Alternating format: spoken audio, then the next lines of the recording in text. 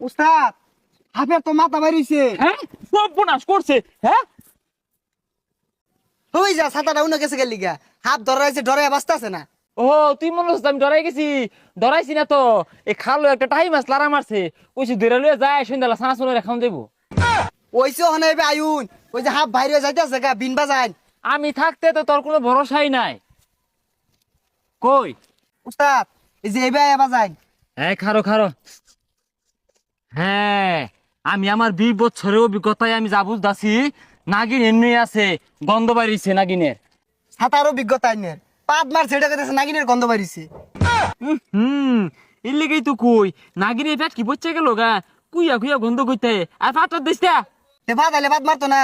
আইন দেখি ওই জঙ্গলে বড় হাফ ধরি গা। না বড় হাত দেখলে আমার ডর হরে। ওই 3 ইঞ্চির নিচে যে হাফগুলো আছে ওটা আমার পছন্দ।